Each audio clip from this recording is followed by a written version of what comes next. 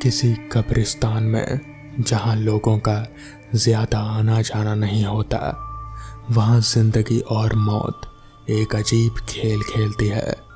ऐसी जगह पर लोग कम ही जाते हैं या वो जगह बंद ही होती है। तब इन जगहों पर कुछ शैतानी ताकतें अपना कब्जा जमा लेती हैं। इन बुरी और शैतानी आत्माओं को इस बात से कोई फर्क नहीं पड़ता कि तुम किस जाति या धर्म से हो। उनको ये बात से फर्क पड़ता है कि तुम इंसान हो, और इस वजह से वो शैतानी ताकतें इंसान को बहुत तकलीफ पहुंचाती है।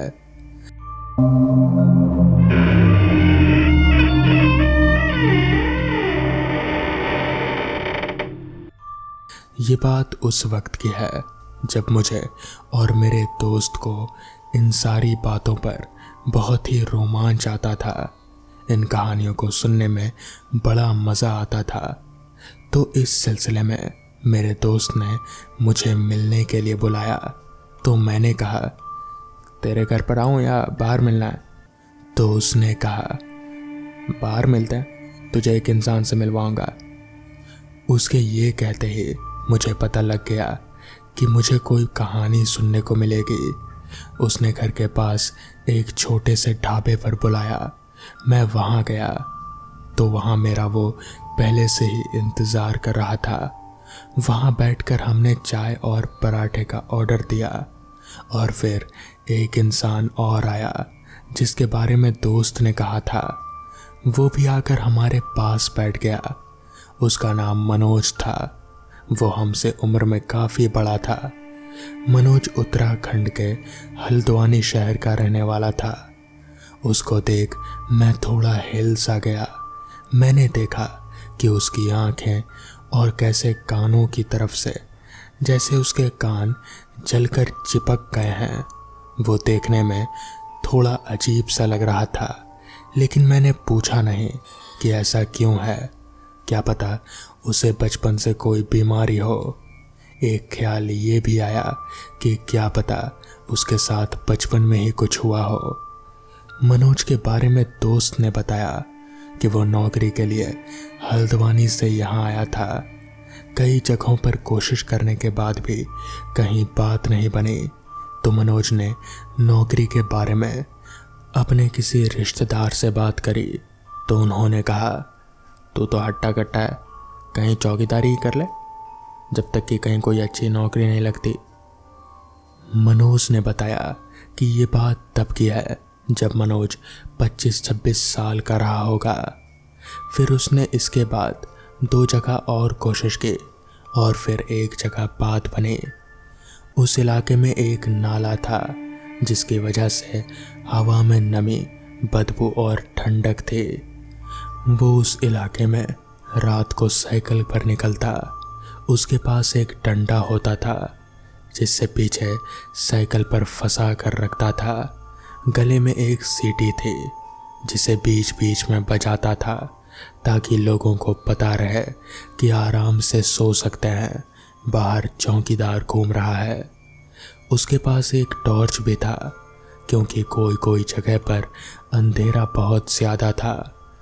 आजकल तो खैर इतने चौकीदार नहीं होते हैं। पहले तो उनके डंडे की आवाज़ और सीटी की आवाज़ से ही रोंगटे खड़े हो जाते थे।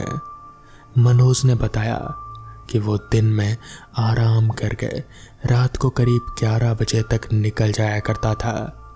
रोज का यही काम था, और वो अब गलियों को अच्छे से पहचान भी गया था। जिस इलाके में वो काम किया करता था वहाँ एक तरफ कुछ झुग्गियाँ बनी हुई थी और बीच में एक बड़ी सी दीवार। उसके दूसरी तरफ नाला, कब्रिस्तान और शमशान घाट बने हुए थे। कब्रिस्तान काफ़ी बड़ा था और उससे चारों तरफ से बाउंड्री की दीवारों से घिरा हुआ था।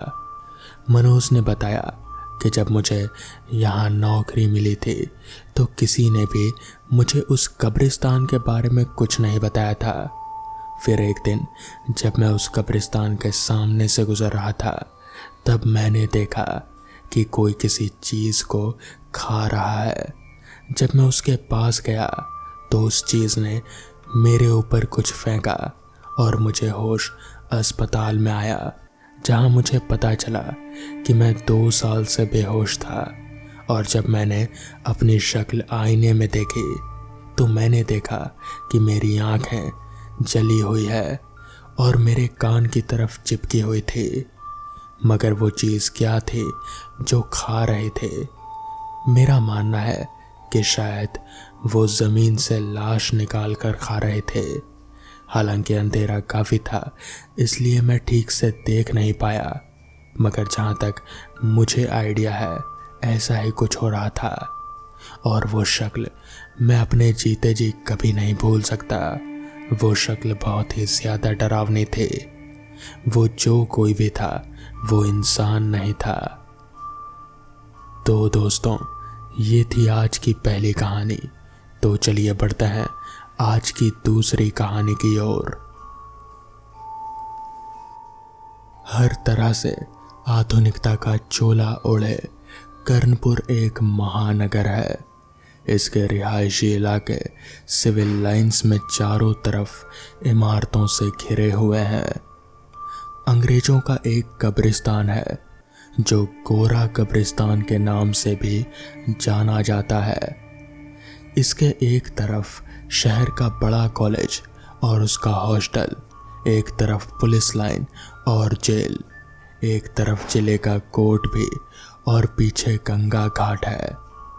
कॉलेज के आसपास के क्षेत्र से भी बच्चे पढ़ने आते हैं और हॉस्टल में रहते थे। शिवम और ऋषभ भी पास के गांव से उसी कॉलेज में पढ़ने आए थे। हॉस्टल में अपने कमरे में सामान सेट करके दोनों पलंग पर लेट गए। जल्दी ही नींद ने उन्हें आ घेरा। आंखें जब खुली उनकी तो देखा कि शाम ढल चुकी थी। उठकर उन्होंने कुछ खाने की सोची, लेकिन कुछ भी नहीं था। फिर दोनों बाहर निकले कुछ खाने के लिए। टहलते टहलते वो दोनों मार्केट पहुंच गए और एक होटल में पहले तो दोनों ने खाना खाया। फिर थोड़ी देर तक मार्केट में टहलते रहे। फिर दोनों टहलते टहलते गंगा किनारे पहुंचे और वहीं घाट पर बैठकर रात का मज़ा लेने लगे।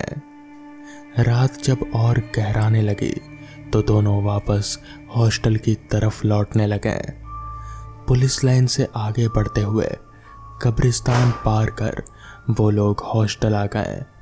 कमरे में आकर दोनों बातचीत करने लगे।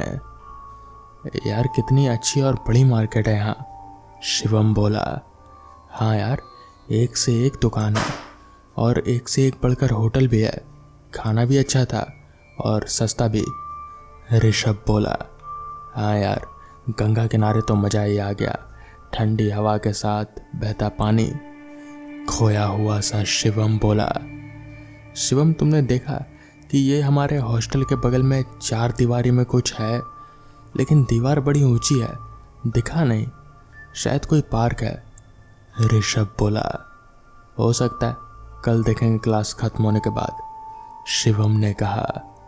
दूसरे दिन दोनों सुबह जल्दी ही उठकर कॉलेज जाने को तैयार हो गए। कॉलेज में आज उनका पहला दिन था, इसलिए वो क्लास शुरू होने से पहले ही कॉलेज पहुंच गए। दोपहर तक उनकी सभी क्लास खत्म हो गई थी। थोड़ी देर और रुकने के बाद वो लोग हॉस्टल आ गए। दोपहर का खाना खाकर दोनों आराम करने लगे। शाम होते होते दोनों लोग जग गए, फिर अपनी पढ़ाई करने लगे। रात का खाना खाकर दोनों लोग बाहर घूमने निकले। घूमते घूमते फिर दोनों लोग घाट पर पहुंच गए और किनारे पर बैठकर ठंडी हवा का मज़ा लेने लगे। वापस लौटते समय उसी 4 दीवारी के सामने रुककर देखने की कोशिश करने लगे कि आखिर ये है क्या। तभी उन दोनों ने देखा कि गली जहाँ से इसका मेन द्वार था, शायद वहाँ से कोई लंबा चौड़ा आदमी आ रहा था। यार, ये इतनी रात का पार्क में से कौन निकल रहा है, शिवम बोला। मुझे क्या पता, शायद कोई चौकीदार होगा। चल, हमें क्या करना है, ऋषभ शिवम को चलने का बोलकर आगे बढ़ गया। अरे तू अभी भी रुका है? अब उस आदमी से मिलकर ही चलेगा क्या? 2 कदम आगे बढ़कर ऋषभ ने फिर शिवम को टोका। चल रहा हूं यार, कहकर शिवम भी ऋषभ के साथ हो लिया। दोनों कमरे में पहुंचते ही सो गए। दूसरे दिन फिर कॉलेज और हॉस्टल में ही दिन कट गया। रात को खाना खाकर दोनों पढ़ाई करने बैठ गए। काफ़ी देर पढ़ने के बाद दोनों दिन भर के बारे में बातचीत करने लगे कि तभी लाइट चली गई। गर्मी से दोनों का कमरे में बुरा हाल होने लगा, तो ये तय हुआ कि थोड़ी देर बाहर घूम कर आया जाए। टाइम देखा तो रात के करीब 2 बज रहे थे। दोनों हॉस्टल से निकलकर बाहर सड़क पर आ गए। अभी थोड़ा आगे बढ़े ही थे कि दोनों फिर से कल रात वाला आदमी देख लिए, लेकिन वो अब उस पार्क से बाहर नहीं बल्कि अंदर जा रहा था। लगता है ये इस जगह का चौकीदार ही है, समझा, और ये यहीं रहता होगा अंदर। लेकिन यार उसके कपड़ों से तो ऐसा नहीं लगता कि चौकीदार होगा। तूने देखा नहीं कैसे अंग्रेजों जैसे कपड़े पहने हुए हैं, और जूते भी। कोई भी चौकीदार ऐसे कपड़े तो नहीं पहनता है। शिवम ने कुछ आशंका जताते हुए कहा। यार वो चौकीदार ही है, छोड़ ना, तुझे क्या करना है? दोस्ती करनी है क्या, या फिर चौकीदार की नौकरी करनी है? ऋषभ थोड़ा खींचता हुआ बोला। नहीं यार, करना कुछ नहीं है, बस इतनी रात में उसे देखकर थोड़ा अजीब लगा। इतनी रात में कौन टहलता है? अरे भाई गर्मी इतनी है, हो सकता है कि गर्मी की वजह से बाहर निकला हो हवा खाने के लिए हमारी ही तरह, ऋषभ बोला। शिवम ने हाँ में गर्दन हिलाई। तभी लाइट आ गई और दोनों वापस हॉस्टल लौट गए। ऐसे ही कॉलेज में बिजी होने की वजह से 3-4 दिन दोनों बाहर घूमने नहीं निकले। शनिवार को दोपहर में कॉलेज छूटते ही दोनों अपने गांव के लिए निकल गए। दूसरे दिन वापस लौटते लौटते आधी रात हो चुकी थी। दोनों जब पुलिस लाइन से आगे 4 दीवारी के पास पहुंचे तो उन्होंने देखा कि एक लड़की खड़ी हुई है उसी 4 दीवारी से सटकर। दोनों सोचने लगे कि आखिर इतनी रात में ये लड़की है कौन जो यहाँ इस तरीके से खड़ी है। उन्होंने देखा तो वो लड़की बहुत ही सुंदर थी। उसने एक लंबा फ्रॉक नुमा कपड़ा पहना हुआ था। उसे देखकर ही लग रहा था कि कोई अंग्रेज घर की लड़की है। दोनों जब उसके पास से निकले तो उन्होंने एक अजीब सी ठंडक को महसूस किया, लेकिन वो लड़की से बिना कुछ बोले ही आगे बढ़ गए। अपने हॉस्टल की गली में मुड़ने से पहले दोनों ने पलटकर उस लड़की को देखा, लेकिन वो लड़की अब वहां से गायब थी। दोनों को लगा कि शायद चली गई होगी। दोनों बहुत थके हुए थे, इसलिए कमरे में पहुंचकर सो गए। अब अक्सर रात में वो दोनों जब बाहर घूमने निकलते हैं तो कभी वो चौकीदार तो कभी वो लड़की उन्हें दिख ही जाती। कभी कभी रात में तो उन्हें 4 दीवारी के अंदर रोशनी भी दिखती थी और लगता था कि कोई अंदर है। कई बार दोनों ने सोचा भी किसी दोपहर या शाम को अंदर जाकर देखेंगे कि आखिर वो है क्या और कौन रहता है, लेकिन कॉलेज और पढ़ाई की थकान की वजह से उन्हें सही से मौका ही नहीं मिलता। एक रात फिर वो दोनों घूमने निकले तो उन्होंने फिर उसी चौकीदार को देखा। इस बार दोनों ने तय किया कि पास जाकर उससे बात करेंगे। जैसे ही दोनों ने पास जाकर उस आदमी से कहा, अंकल अंकल जी सुनिए, वैसे ही वो आदमी गायब हो गया। अब तो दोनों की सिट्टी बिट्टी गुम हो गई और दोनों ने हॉस्टल तक दौड़ लगा दी। हॉस्टल पहुंचकर दोनों अपने कमरे में दुबक गए। यार वो क्या था? अचानक ऐसे गायब हो गया और कहाँ गायब हो गया? ऋषभ ने डरते हुए पूछा। मुझे लग रहा है कि कोई भूत था, तभी तो एकदम से गायब हो गया। शिवम बोला। मतलब हम जिस आदमी को देखकर चौकीदार समझते थे वो इंसान नहीं बल्कि भूत है। अभी भी ऋषभ डरते हुए बोला। हो सकता है, शिवम ने सोचते हुए कहा। अब तो पक्का कल चलकर देखना ही पड़ेगा कि आखिर वो जगह है क्या। शिवम ने आगे बोला। नहीं यार, मैं नहीं जाऊंगा, तू अकेले ही जाकर पता करना, मुझे डर लग रहा है। ऋषभ रुआंसा सा होकर बोला। अरे यार, रात में चलकर पता करने के लिए कौन कह रहा है, दिन में चलेंगे देखने के लिए। डर तो मुझे भी लग रहा है, लेकिन मैं पता करके रहूंगा कि आखिर वो है क्या। दूसरे दिन कॉलेज छूटते ही शिवम जबरदस्ती ऋषभ को लेकर वहां पहुंचा। ऋषभ देख, यहाँ पर ये सब शिलालेख है, देख इस पर क्या लिखा है। शिवम बोला। शिलालेख पढ़कर शिवम बोला। यार, ये तो कोई अंग्रेजों का कब्रिस्तान है जो 1750 में बना था और अब एक संरक्षित धरोहर है। क्या कब्रिस्तान है? मतलब हम कब्रिस्तान के बगल में रहते हैं और रोज इसी के सामने टहलते हैं? डरते डरते ऋषभ बोला। लेकिन यार, यहाँ तो कभी कोई लाश को आते नहीं देखा हम लोगों ने। शिवम थोड़ा आश्चर्यचकित होते हुए बोला। चल इसके गेट पर चलकर देखते हैं, शायद कुछ पता चले।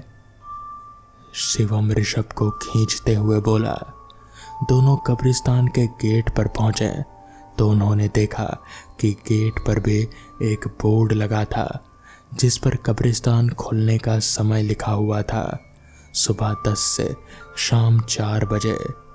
दोनों डरते डरते अंदर गए। देखा पूरे कब्रिस्तान में अलग अलग तरह की कब्र बनी हुई है। हर कब्र पर खूबसूरत चित्र या मूर्तियां बनी हुई है। पूरे कब्रिस्तान में एक खामोशी सी थी और उन दोनों के अलावा वहाँ और कोई नहीं था, लेकिन ऐसा लग रहा था कि वहाँ बहुत से लोग हैं। डर के मारे दोनों वापस बाहर निकलने लगे तो एक कब्र के पास एक बुजुर्ग को देखा। शिवम ने पास जाकर उस बुजुर्ग से कब्रिस्तान के बारे में पूछा। बाबा, ये कब्रिस्तान में किसी को दफनाते नहीं है क्या? नहीं बेटा, इस कब्रिस्तान में सिर्फ अंग्रेजों की ही कब्र है और सरकार की मनाही की वजह से किसी भारतीय को इसमें नहीं दफनाया जाता। आज़ादी के 1 साल बाद से लेकर आज तक कोई भी नहीं दफनाया गया। वैसे भी 800 कब्र के बाद अब यहाँ जगह भी कहाँ है किसी को दफनाने की।